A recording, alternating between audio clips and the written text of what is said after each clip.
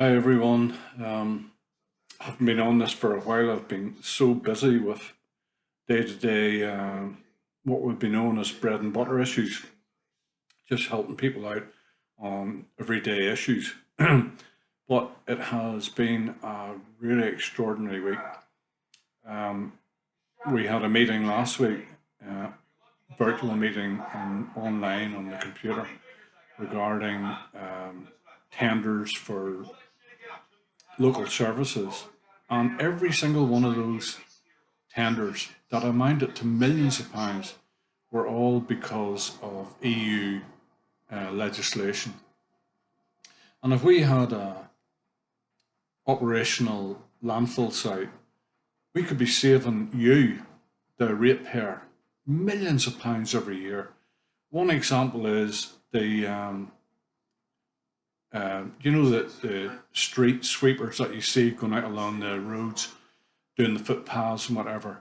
Well, whatever they gather up, it's mostly just grit and soil and maybe weeds or whatever. But it costs nearly £250,000 to dispose of that stuff because of EU legislation. And I can't be specific in terms because there are business connotations in terms of tendering and whatever. But such massive amounts of money. Because a few years ago, before the EU thought that grit off a street was toxic, all the council had to do was drive the wee vehicles out to a local landfill site or a local sand pit and say to the guy, "Look, do you mind if I empty my tanks here?" And that was all was needed. There was no expense involved in it. But that's just another example. And part of our no, all that additional expense is heaped on the ratepayer, and it's going to get worse. At least the UK mainland, it looks as though they will be able to do away with a lot of these rules, but uh, it looks as though Northern Ireland is going to be shackled to a lot of EU rules for a long time to come, unless in 4 years' time the Assembly votes to get out of this shambles that the EU wants to impose on us.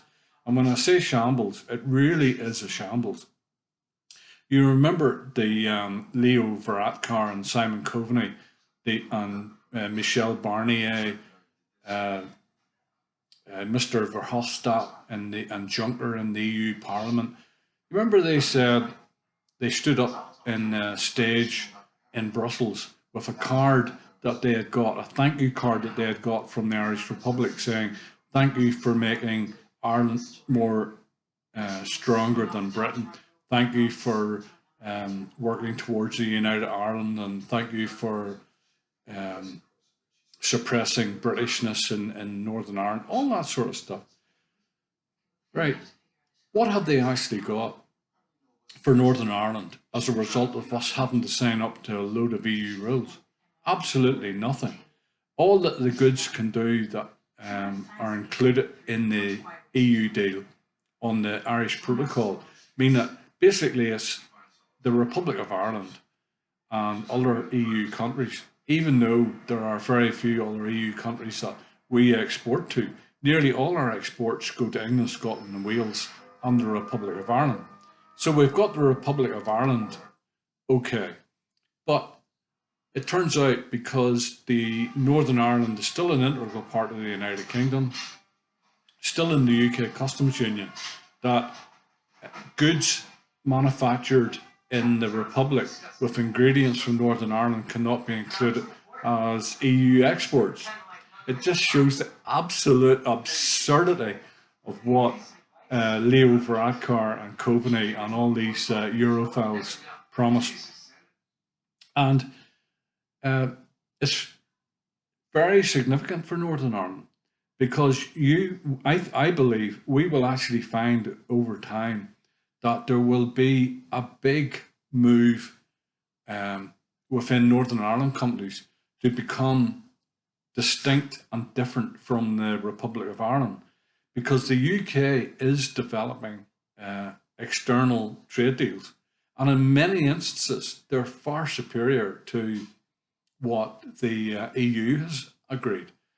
And if we do get a trade agreement with Australia, New Zealand, Canada, the United States, it will be far more beneficial to Northern Ireland to reassert its position as an integral part of the United Kingdom and the UK Customs Union, and bring all our milk exports or milk processing that's done in the Republic of Ireland, beef, pork, lamb processing that's done in the Republic of Ireland, to bring that back to Northern Ireland and set up plants and process it here.